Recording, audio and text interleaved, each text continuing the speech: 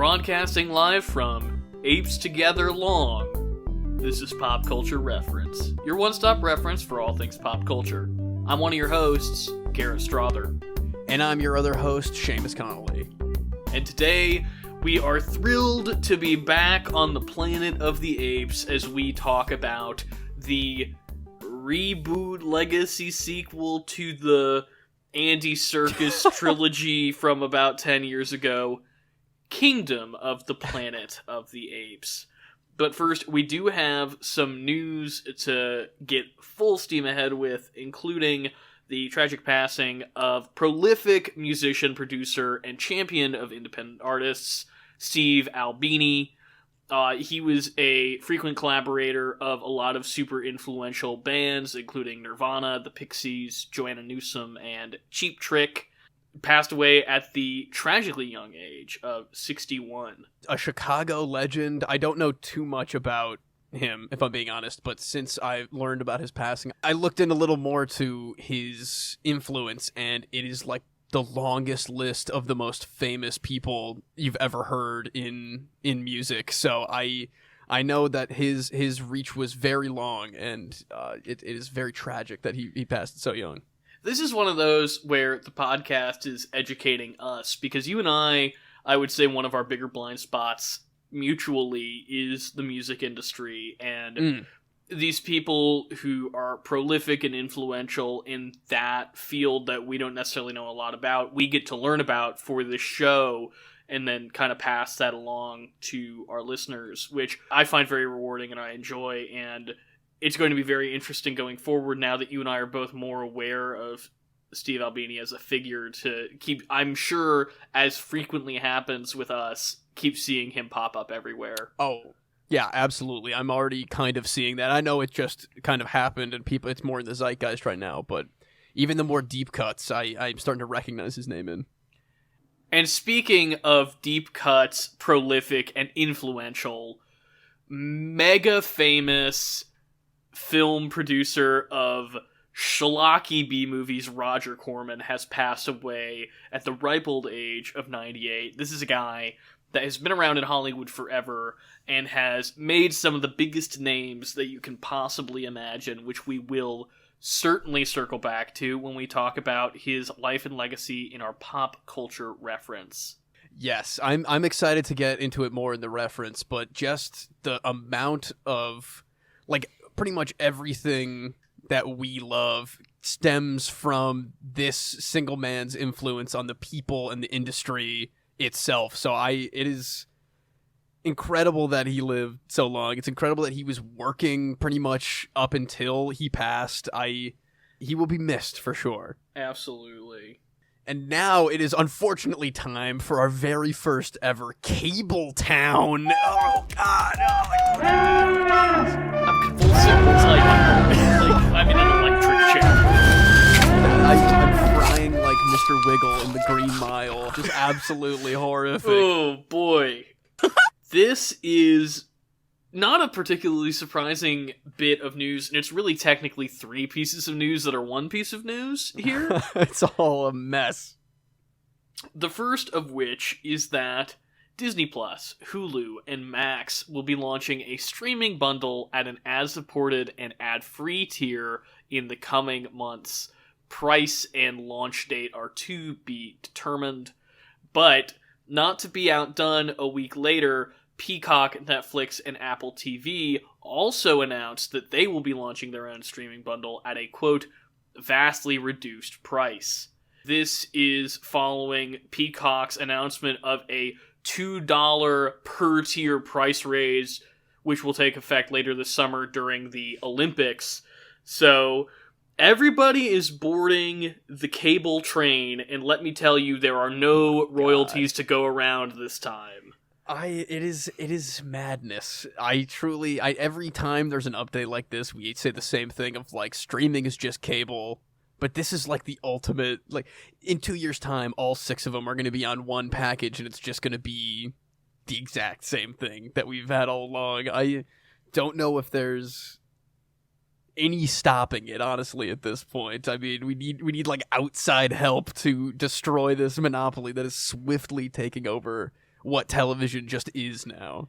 Somewhere Teddy Roosevelt is digging his way out of his grave with his big stick. The large stick, of course, famously. When these kinds of corporations work together, they're really eventually digging out to work against us, the consumer. There's no upside whether or not it's hidden or not. I feel like the biggest competitors just shaking hands and letting us pretend like we have more choice now. It is definitely not a good feeling.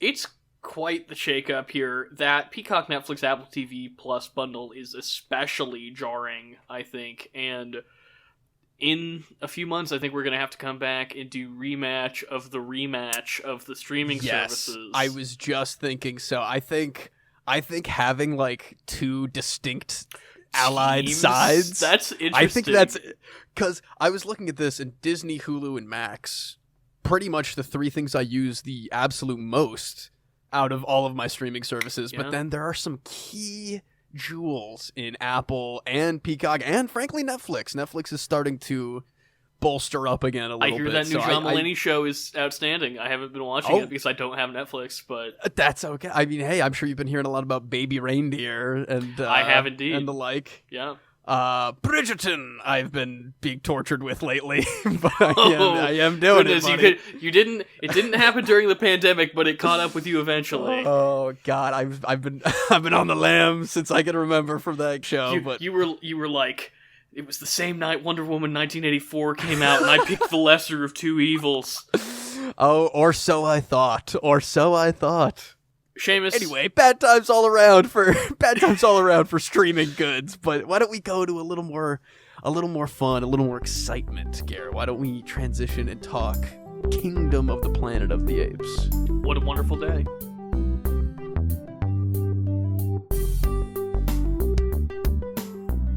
For today's main segment, we're going to be talking about Kingdom of the Planet of the Apes.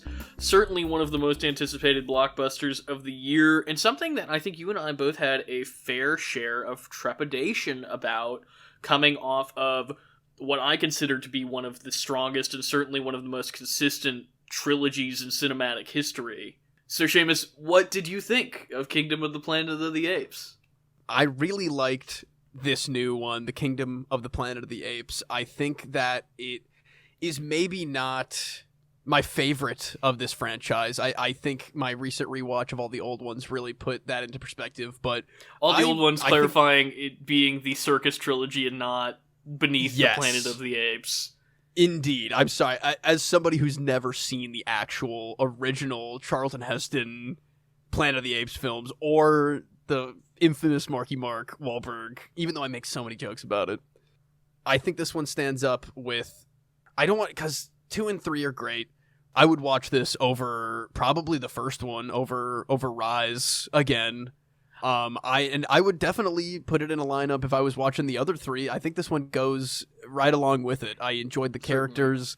The motion capture and CG animation was kind of insane. Like, they've been getting better and better since the original, and this is just like peak ape animations. And I'm compelled to see where they're going with this further. I know I was already expecting more of these than what we already have, but I'm super locked for Planet of the Apes. We should really get around to watching those old ones just for my own sake at this point. But what do you think about this new one, Garrett? Very much along the same thoughts as you. I am relieved to report that I enjoyed this quite a lot, and not only is this probably the best special effects film I have ever seen in terms of the realism of its CGI and the way that is implemented, but I think it is right up there from a quality standpoint with the original 3. I don't think it quite touches, as you said, Dawn or War. And I don't think it's quite fair to throw Rise totally under the bus, even though it is the weakest of the 3. But as you and I have previously discussed, kind of ad nauseum following this film, Rise was such a revolution when it came out in terms of the kinds of visual effects that it was showing were possible. The integration of that kind of CGI character into a real-world environment that, while it had been done before, I don't think it had been done for a lead character. And I think it's a really impressive film. All that to say, I do think this movie's probably better than it is on the whole, and I would agree that I would rewatch it before Rise. My biggest issue, as you alluded to previously, and we also mentioned in our broadcasting location, is that this movie, not only is it long, but it feels long. I think the pacing could use a little work. I don't even necessarily think cutting things, per se, is the answer, because there were some elements that you and I both felt were a little bit underwhelming in how little screen time they got. But the redistribution of screen time is definitely needed here. I think that another pass on the script also probably could have helped it out. I think the characters are great. I really like the new cast of Apes, which I was pretty worried about, that they were not going to be able to strike lightning in a bottle twice here, because now you've got me saying original trilogy. The Circus trilogy I'm so sorry. of Apes movies has such a great, consistent lead ape cast that you get to follow through those three films, that this sudden break into new characters, even though they are more advanced and they can talk and have more distinct personalities that are reminiscent of humans, I am very glad that they were able to find a way not only to write them as compellingly as the apes in the last three were, but also that they found actors who are genuinely great at motion capture, because Circus is not back for this one. I don't think really any of the, like, Toby Kebbell, Terry Notary, any of the guys that were the big named apes in the original are back, with some maybe exceptions we can get into in spoilers. But this new cast of actors I was very much impressed with, and I was surprised at... There are several things about this, and I want to know when it started development, if it was before or after the Fox acquisition. I think it must have been after, and I think if we went back and listened to our own show that we could probably figure that out. But there are several elements of this that surprised me that this was a Disney film, including its use of relative unknowns. Owen Teague, who is the lead, and Kevin Durand, who I do know, he's my boy Kimi on Lost, of course, who plays Proximus in this. I think both of them are absolutely terrific. They have really strong ape mannerisms while also feeling more human, but you already know what I'm about to say, and that is that Peter Macon is the guy who absolutely steals this movie. I was so taken with it. What was his character's name again? The orangutan. Raka. Man, I loved that character. I loved that voice. We were like whispering about his voice back and forth for a little bit there in the theater, trying to figure out what we know him from, or if he's just like an absolute talent that we are falling in love with in the moment. But I was a huge fan. And I mean, their interactions together, him and Noah, very, very interesting in terms of the time and place that this new one takes place in. Totally agree. I do like that they have taken it kind of into a different genre. Even the name Kingdom of the Planet of the Apes is alluding to that they've gotten a little bit closer to a fantasy or a medieval film than the Circus trilogy is. Very much like an apocalypse movie. It's a dystopian war trilogy. And here they're like, okay, we've had some time to kind of recoup, to figure things out a little bit, where the apes are, how they're coming into their own as a society. And you and I have likened this several times to an Avatar film, which is also decidedly a fantasy movie.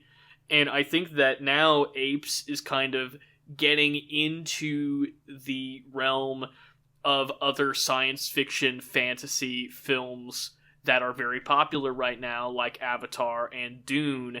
And one of the nicest things that I could say about this franchise is that now that it kind of has this more out-of-the-box adventure story that this film is comprised of over with, really hoping that, like the Avatar and Dune sequels, it can get into the really crazy stuff.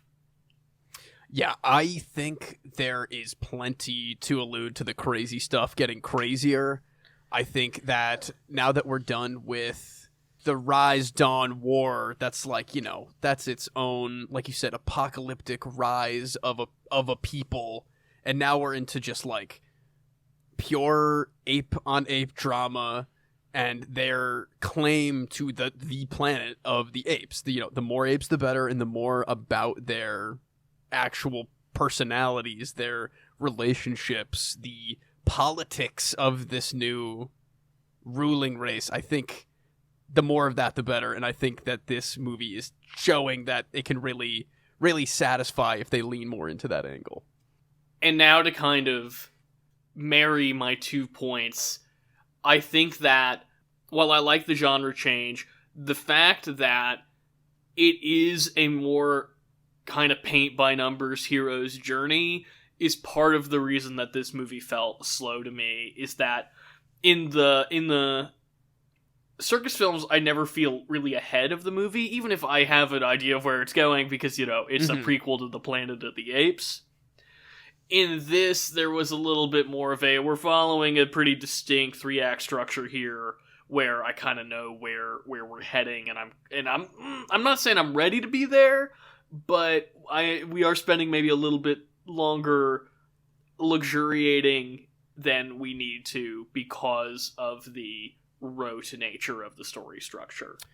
Yes, I think I can definitely agree with that. I think the more standardized narrative that they were going for here, it made the stakes not necessarily feel as important as the previous 3 movies. Like, there are very, very intense goals for every character in all 3 of the original Circus trilogy.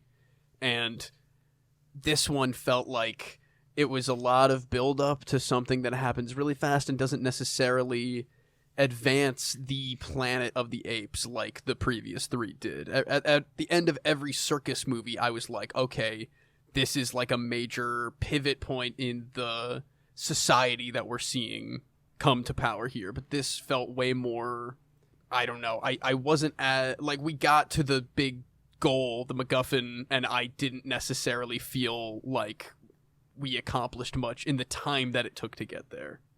Do you think, and this is kind of a 2-part question, do you think that part of the reason you felt that way is because so much advancement happens off screen between movies? Maybe, but I also don't hate where we start this film either. I like the more clean slate with all of these new characters that we receive, and we're kind of opening up their chapter of what's going to come. I guess that's also me assuming that we are sticking with these characters for the subsequent films, but that is more of a guess. Well, then the second part of my question is, do you think that part of the reason you're underwhelmed by where this movie... And this is not to say that this can't be a fault of the film for not making it clearer to you, which I do think, in spoilers we'll get into. Do you think part of the reason you feel that way is because you have less of an idea of where the next installment is going and how this will concretely change the trajectory of the story going forward?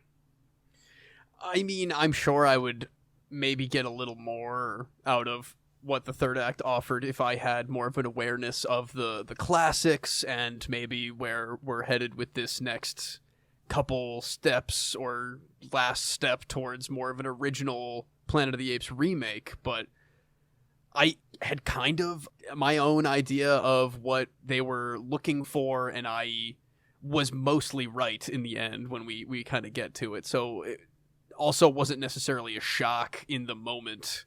Doesn't mean that I wasn't excited to see where they kind of left things off, but maybe if I was more aware of, like, who is coming back, where we're directly headed instead of the hints that we've been getting pretty much since Rise. So I'm not really sure. I can tell you that I'm excited to see whatever the next one is regardless.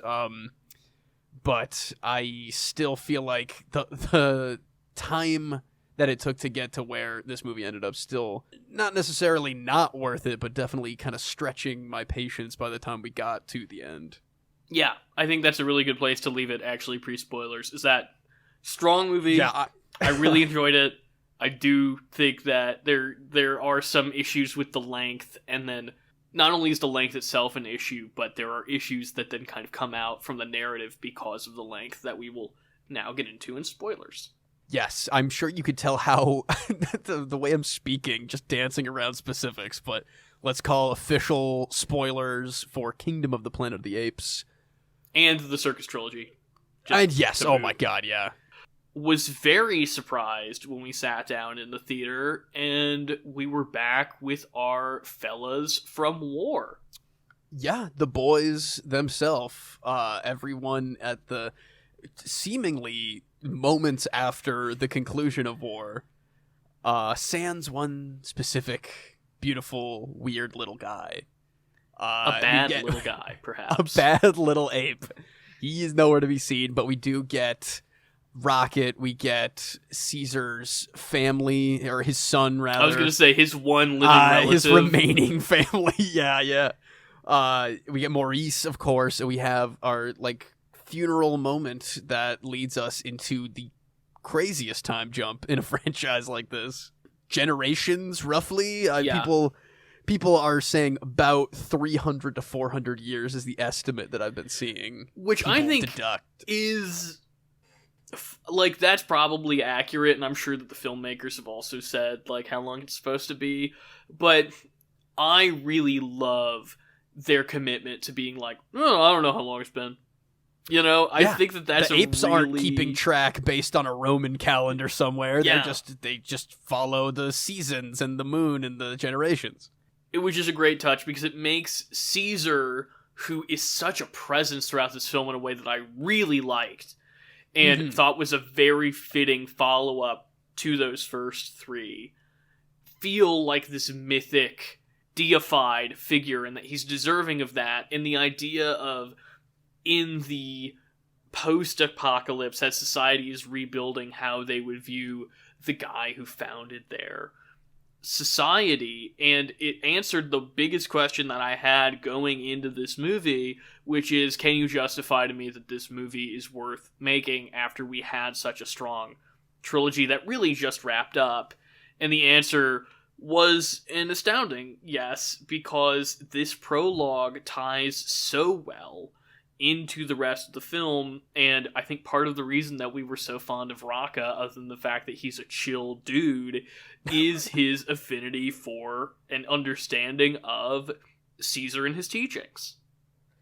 Yeah, my god, such a interesting idea to make the new main character of this movie, potentially the following movies that we don't know about yet, be this isolated, individualistic, tribal, culturally different ape society that is their own little town, coming into contact with somebody who's I have been following, my people and the people that I represent have been following the direct teachings of this Jesus figure that he's even I collected the books that I don't understand because I know these symbols were important to Caesar and the humans, and it was just such an interesting way to incorporate that kind of respect that this new world has, and then also dabble things like James Franco's window symbol being the modern crucifix of the apes, and they're wearing it on pendants and carving it into things. I don't know. I thought it was the perfect mix of things. Also, that goes into my real admiration for Proximus and his weird rotten version of honoring Caesar and the assumption of the role of Caesar in his own society. I wanted way more of him, if I'm being honest, considering how much of him was in the promo material. But totally, I I loved how weird and evil and imperial he was as Proximus Caesar. And that ties in really well with the great subversion that happens like half an hour into this movie, where we fade from the funeral of Caesar looking at the big window etching above him as he's on his pyre to the tribe that Noah is a member of. And you think, okay, we've got chimps that are smart and there are leads.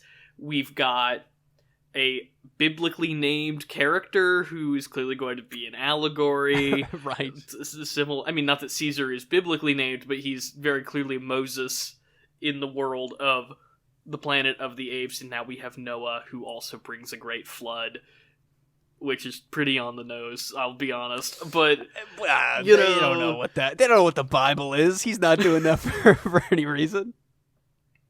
And so you have all of these indicators to the audience that, okay, including, actually, this is an even more important allusion maybe, they fade from Caesar's son to this new colony of chimpanzees. So even further reinforcing the implication of this is maybe the direct descendants of Caesar. So all of that work into the shocking moment when they are burning Noah's village to the ground and killing his father, when the pillaging forces of Proximus's kingdom begin to shout for Caesar, and you're like, what does that even mean? What's going on? What do you mean that the apes that we've been following are not the direct descendants of Caesar's clan? I mean, although they probably still in some... I mean, I don't know how that, like, ape branching... Like, I don't know how many smart apes there are. There are other ape colonies. We don't really need to get into the minutiae of it, and I appreciate that the movie does not.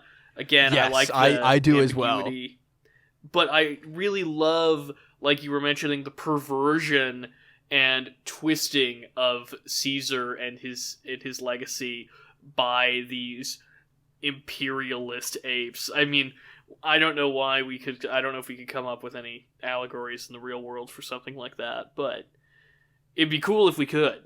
To what? Like to I'm being facetious, Seamus. There's lots of examples throughout human history. I mean, I was gonna say you're figures dumb. who teach peace being used in the pursuit of war and the enslavement of other quote-unquote inferior cultures. Look at the history of organized religion, not to mention the rise of nationalism in the 20th and 21st centuries. Man, I can't wait till we get to like the 7th Apes from now, and it's like Planet of the Apes, election of the Planet of the Apes, where it's like a political drama between two factions trying to take political control. You don't even know, Seamus. You don't even know. Oh my god, did I just describe like the 4th Old Apes movie? I don't even know, Seamus. I don't even know. It may or may not be underground / in a nuclear bunker or whatever. We have not talked about May at all, even in pre-spoilers. Nova? Good, that's a good bit. Is that who we're talking about? Yes, we're talking about Nova. Lady? Nova. Her human name. Her real name. May. I'm a little disappointed that she wasn't as primitive as I thought she was going to be overall. I thought we were going to get like truly a tattered clothes human in the river, not like a pretty well clothed genius level like insurgent to Proximus's kingdom. Well, again, I think that's another great subversion though of playing with the audience's expectations without insulting them, because we come in with a preconception of like what the movie's going to be about, and it's going to be a movie about Caesar's descendants defending the defenseless humans, and it's like, no, this is totally not what that story is. It has elements of what you thought that story was going to be, but it's taking them in a new direction. I do think that May's characterization should have been further explored after her true motivations were revealed, because I don't really understand who she is after all of this is said and done. But I do think that she and Noah had some pretty great moments together, as well as her relationship with Raka, R.I.P. ? I think R.I.P. period. I think he is, unfortunately, 100% done for. If he wasn't, he would have showed up right at the end again, like, I swam all the way back. I've been going down river. The river took me out to sea. He would have washed back in with the water dam breaking into the climax. That would have been a good bit, actually. He's finally swimming back. The gorilla is about to kill Noah, and he just, like, with the force of a bullet coming out of a gun, with the force of a Gustus gloop being pushed out of a chocolate tube, he knocks the gorilla out. Oh, that would have been the perfect rewrite. My God. Speaking of that bunker, though, I really thought she was, because she seems real concerned about keeping them out of the bunker. Because there's like a gun locker or whatever. I thought there was going to be like nuclear launch codes in the bunker that the apes were going to like play around with, maybe. Yeah, I agree that it's a little underwhelming that, okay, the whole thing was destroyed except the one thing that she needed, because the immediate evolution was I was pretty excited. I mean, I know we already got apes in tanks in Dawn. I was pretty excited about apes and tanks again. I'm not gonna lie, dude. I was too. I thought we were gonna get like helicopters. I thought it was gonna be like, honestly, for a minute there, I thought it was gonna be like Chemical 114 or something, and it was gonna be literally instant evolution, and then Proximus and his kingdom were gonna be like the ultimate intelligence on the Earth, but. It is not, like, the way she's speaking before. She's like, they can't get in there. It's not for them. That's a human place. And it's like, they wouldn't have done anything with that red telecom link card. It's like she just wanted that before they got in there. It really didn't seem like that much of a... Again, the stakes weren't as high, even with the reveal that they're contacting Marky Mark in space at the end there from the New York base. I think there's some ambiguity in this, Seamus, and I did not argue with you previously to this show. I knew you were going to push back, though. I felt it. I felt it in the air. I listen. I think it's entirely possible that they're going to be contacting Marky Mark coming soon. However, I do not believe that is what is happening at the end of the movie. I think that they are contacting other human contingents on Earth. I am sorry, Seamus, to break it to you that I do not think they're talking to the astronauts, but I do think it's very possible that it is how they will talk to the astronauts in the coming films, because they tease it the whole idea of looking up into space, into the heavens. Yeah. What the telescope device is such a cool storytelling thing. Totally, yeah. But the fact that this ends with both the humans and the apes looking up into space, obviously I do think that they are teasing the pending return of certain astronauts. Astronaut Mike Dexter, of course, but... Of course. I see where you're coming from, that they have teased that literally every single movie so far. Like, there hasn't been a movie gone by where they haven't mentioned homie lost in space somewhere. So did they in War? Didn't they say something about, like... Oh, maybe they didn't. Because War gets the great Woody Harrelson delivery of a planet of apes.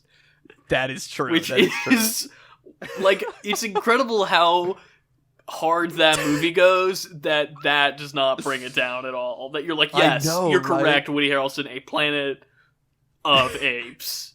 He could have been like, have you ever heard of the Statue of Liberty? And I still would have been like, pretty good. Pretty good. Woody Harrelson, this is not a podcast about that movie. Woody Harrelson, very good in that movie. Oh man, I definitely misjudged War from my marathon original watch of that franchise, but real good.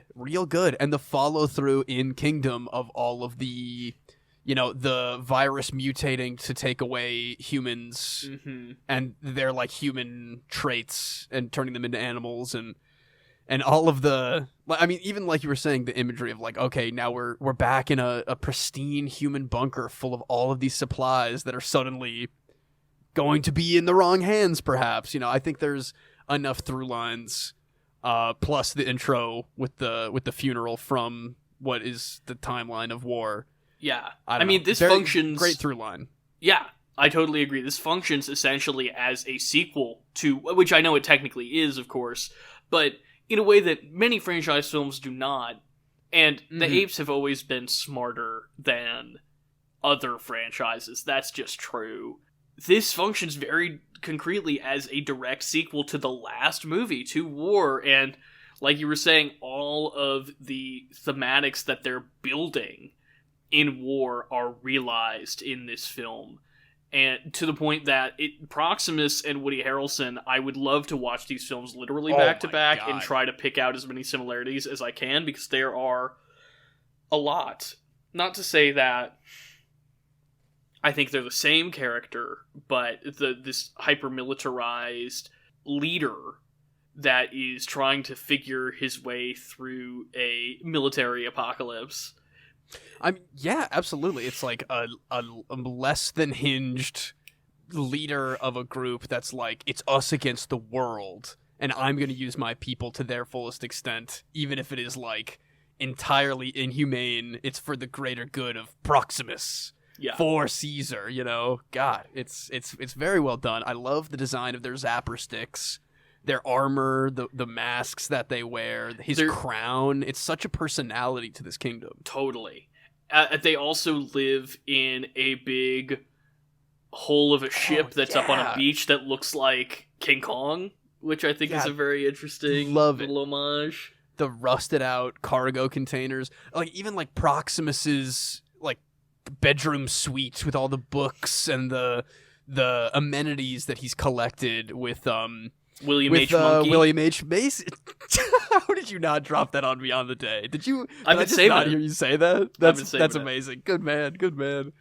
Oh man, William H. Macy, who gets 10 minutes of screen time, truly does nothing. I think that is actually probably the most waste of a thing in this movie. Is he shows up as this kind of Judas figure who's betrayed his own kind in order to ensure his own self-preservation. He does the soapbox mouthpiece for that sect of humanity, and then is almost immediately unceremoniously killed. And I know that there is like a certain degree of thematic resonance with May killing him, and there's like the whole ape not kill ape thing, but human kill human in this movie, and what does that say about her as a character? I'm not trying to take away any of that, but I do think that they could have done a lot more interesting stuff with William H. Macy before they cast him aside, and this is another component of the pacing redistribution that needed to happen within the movie. Yeah, he has a couple moments which I was hoping would get a little more attention. To May, he's like, you have to get with the times. Like, you're trying to save something that's gone. Let me be your advisor or whatever. Let me show you how we can live a life that is worth something in the kingdom of the Planet of the Apes. And she just kind of immediately rejects it, and they go on about their plan. But I feel like if they gave him a little bit more of like a I'm trying to save this woman complex, like you can be like me, we can live in a way where we're not gonna get ripped apart by gorillas if we are out in the wild, like just join me. And then that choke out would be all the more interesting if she's a little more unsure about going through with her plan. Yeah, I like that a lot. Seamus, especially because thank you I was really worried, and I'm relieved that the movie did not go here when they first started interacting, is I really didn't want him to be hitting on her. Oh yeah, like, oh, it's the last woman on Earth and I'm the last man on Earth kind of yeah, I'm glad they didn't do that either. I was very afraid that, because not that I don't think that would be like, you know, there would be commentary in that as well, but I just don't think that was what this movie was about, and I'm glad that they were restrained enough to not go down that fairly obvious avenue. I am also glad about that. And for as much as I think that we could have drawn his stuff out a little more, I think the intensity of the scene where she kills him is also, it works a lot for me. It does. They do a great kind of, what do the apes think about this kind of shot, where we really do see the shock and disgust that they're like, oh, this this Echo is just so comfortable making that decision and executing this man more. He's like walking away, you know? He's not like trying to hurt her. She kills him as he's walking out. And it's one of the few movies I've ever seen where they hold the chokehold past the point where he passes out. Oh, God. To make sure that he's dead. And I'm like, good on you, movie, for making sure that that's a thing. Yeah. Realistic and pretty visceral in that slow zoom in on her as she's doing that. Especially right after a glaring continuity thing that took me out of the movie, where there's a very specific shot where Noah and his mate, who's not his mate, his soon-to-be girlfriend, that I can't remember her name. The Girl Ape, and not to be confused with Sidekick Ape. They're talking, and then Friend Ape and Girl Ape go away, and May is like, "You like her, ooh," and then William H. Macy walks up, and then it cuts back to the reverse, and all of a sudden, the Girl Ape and Friend Ape are right back, snapped back right next to him, to position 1. And that leads me to believe, as I've already explained to you, that there was probably a longer exchange between Noah and May where he talked about his feelings because there's not, and I'm kind of grateful for that, honestly, that there's not a whole bunch of like love story stuff with him and the Girl Ape. There's just enough for it to be like, okay, when we go into the next movie and they focus on that more, it's not going to feel weird. Right. Yes. But there is that moment, that space where they could have had that longer talk that I think would have coupled beautifully with their ending talk where she's holding her pistol behind her back just in case she needs it. And they're discussing like, we really can't ever coexist. Like there's no world, there's no planet of the apes or otherwise where we can completely trust each other or not be even inadvertently working towards the other's destruction. And I think that a little more personal moment like that on the beach when they're setting up their bomb on the dam could have really added a lot to that kind of really sad conversation between them. We've had so many movies of like the humans are misunderstood and there's always the good in the species of bad and we can learn from each other, but then just how sad that they leave each other with. I thought that was incredible that they would end up there. Yeah, it's a much more for a movie that I don't think is as nuanced as any of the preceding 3 films. Yeah. A much more nuanced resolving dynamic between the apes and the humans, because it's very much like, sorry, James Franco, I gotta do my own thing, but I still love you forever, bro. Yeah. Then you have they're gonna come kill you, but they'll never understand you like I understand you, that Jason Clarke has with Caesar. And then it's just flat out animosity. I mean, there is a kind of mutual understanding as Woody Harrelson dies. But yes, there is a weird level of like the leaders respecting each other on the opposite side of a war, but and then here it's a much more almost like an espionage thing of how much can I trust this person who I've been through so much life-threatening adventure with?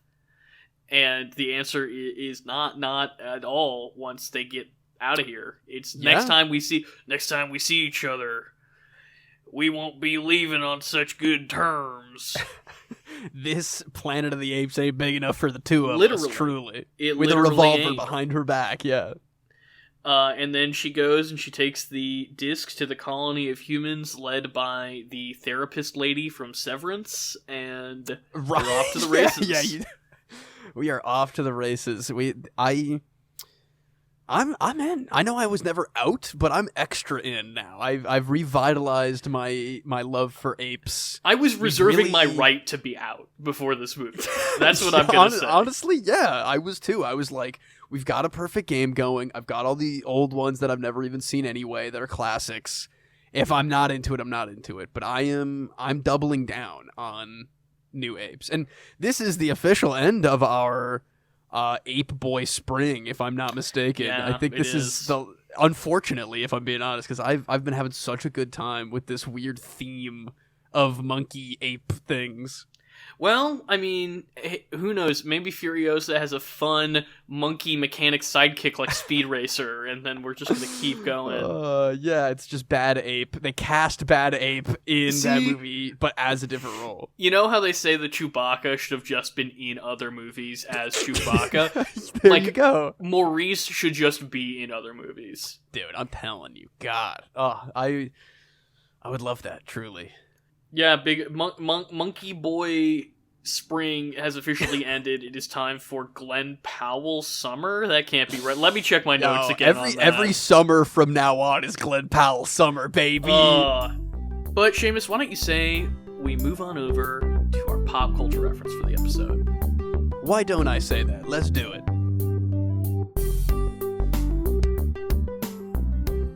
For today's pop culture reference, we're going to be talking about the legacy of Roger Corman.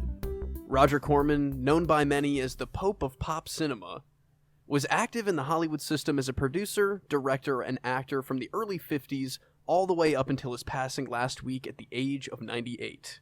Though his early acting roles are mostly as an uncredited extra, his association with other up-and-coming filmmakers over his career would land him official credits in The Godfather Part 2, Apollo 13, The Silence of the Lambs, and Looney Tunes Back in Action, among many, many others.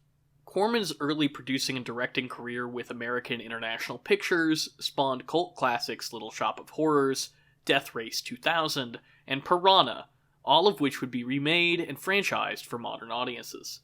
A long list of prolific filmmakers and performers attribute the start of their careers to Corman, including Francis Ford Coppola, Ron Howard, James Cameron, Peter Bogdanovich, and Martin Scorsese.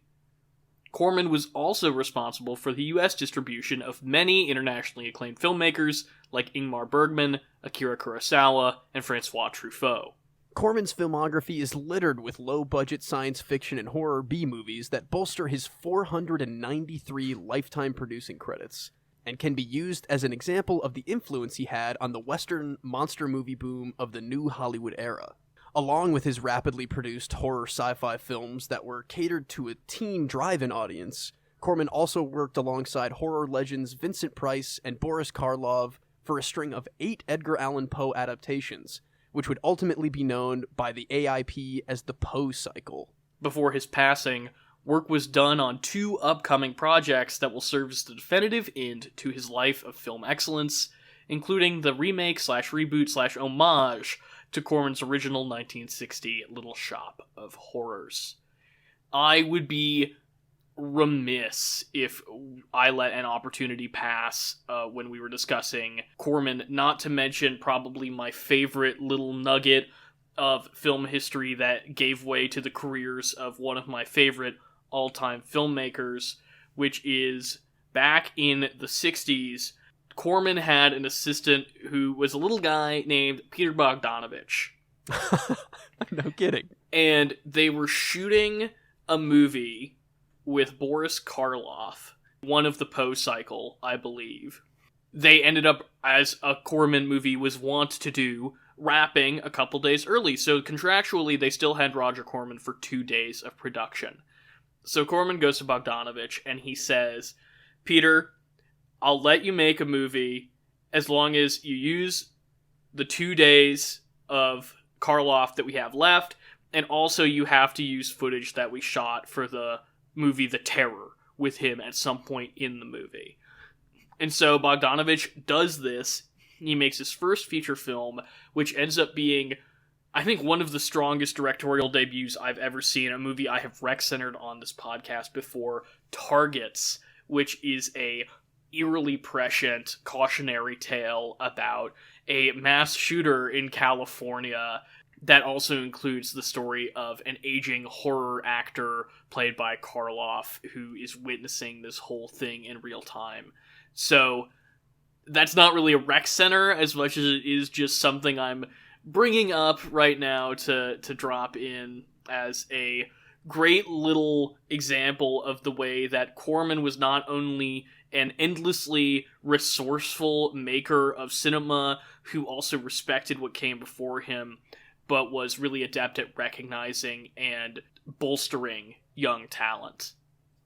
Yeah, that is like reading all about his career and his life in film. That seems to be a huge part of his MO, is like finding the most talented people that are still around today or have left an almost equally important mark on the film industry and being the one to launch them into excellence. And I remember you telling that story. I didn't remember that it was Roger Corman. That's incredible. That is a great anecdote. It's one of those one of those careers that you almost take for granted, but when you look at the enormity of it and how different the Hollywood landscape would be if it were not for him, I think it's really worth celebrating and really worth learning more about how indelible of an impact he had.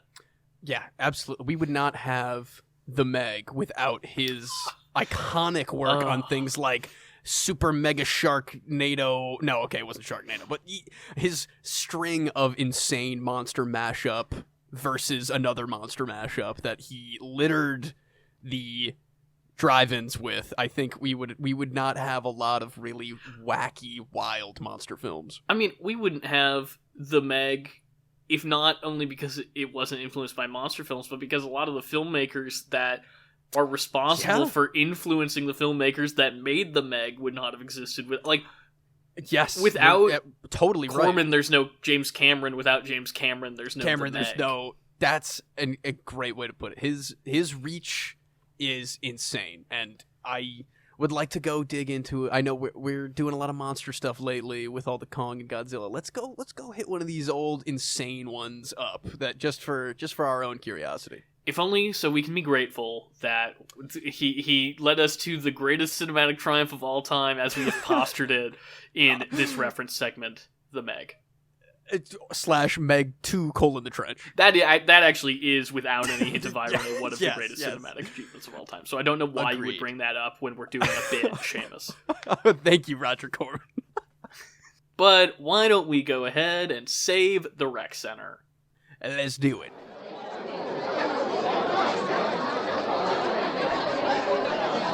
Save the rec center! Now it's time to Save the Rec Center, where we give you our weekly recommendations. Garrett, lay it on me. I got one straight out of left field for you, Seamus. I can't wait. Which is something that I revisited the other night. Very prepared for it to be underwhelming, boring, juvenile. And let me tell you that Buzz Lightyear Star Command: The Adventure Begins... Whoa! Is a certified banger. It is incredible how much I enjoyed watching it all of these years later. It does not feel like 3 episodes of a television show strung together and put out on VHS as a movie, because it really has a decent 3-act structure. I mean, 3 episodes, 3 acts, I guess that probably does make a little bit of sense, but it has a very solid filmic structure, a great cast of voice talent, including the incomparable Wayne Knight as Zurg, Diedrich Bader as Warp Dark Matter, and replacing Patrick Warburton from the series, who originally recorded the dialogue, Tim Allen reprising his role from the Toy Story films as Buzz Lightyear. And I really do think that Buzz's characterization is pitch perfect in this film. It's a great equilibrium between the Buzz we know from Andy's Room and, who that character would be in fiction. I cannot stress enough what a great time this movie is. It's a shame that you can't find it anywhere, not on Disney Plus, because those so Disney shills are trying to make you believe that Chris Evans is the real Buzz Lightyear, and I'm here to tell you that that's not true. How dare he stand where he stood? Exactly. It is definitively the best standalone Buzz Lightyear movie, and I will argue that until the cows come home.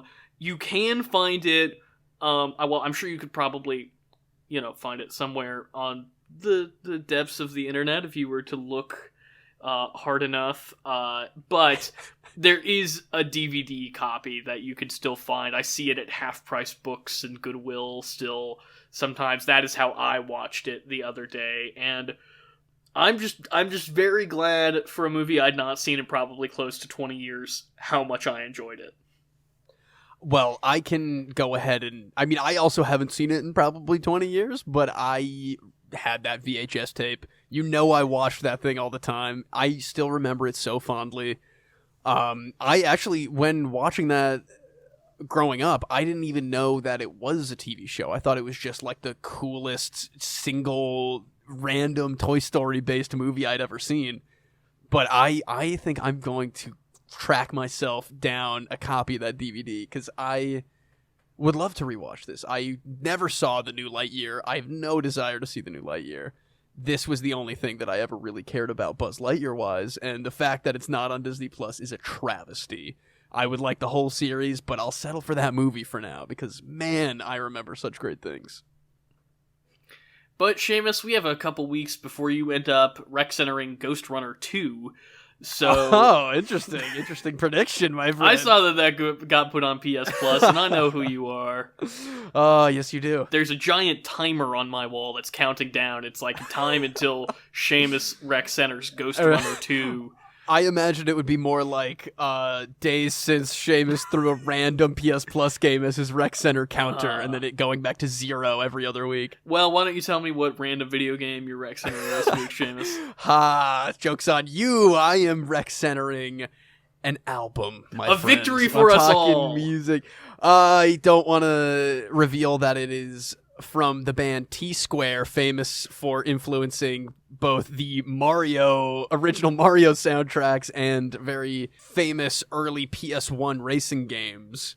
But the band T-Square and their album F1 Grand Prix World, I've been listening to nonstop this week. It is a 1980s Japanese jazz fusion band, and it is probably the most peak album I have ever listened to. It is all like high energy synthesizer, keyboard, and horns, like racing music. It is 100% high energy, no lyrics, just pure late 80s vibes going around here. I couldn't recommend it to you enough. I've been listening to a lot of T-Square albums lately, but this has been the one that has just stuck with me pretty much a once a day or at work. I'll throw this one on for the last week or so because it's just, it hits the spot. I know that city pop is more of like a playlist genre, but this is like pure jazz fusion city pop glory, and I couldn't recommend it enough to you. Well, that sounds positively lovely, and I will be checking it out this week, Seamus. More than likely, I will be walking into your apartment at some point and demanding that Alexa play this album. At any point in this album, you'll be jamming. So that's a no-brainer. I'm ready for it. But that wraps us up for the show this week. If you want to reach us on social media, that's at @PCR_podcast on TikTok, Instagram, and Twitter. You can like us on Facebook, subscribe to us on YouTube. Reach us directly at popculturereferencepod@gmail.com. Next week, all gas, no brakes. It is time for Furiosa. We will see you next week, shiny and chrome. Amigos, together, strong.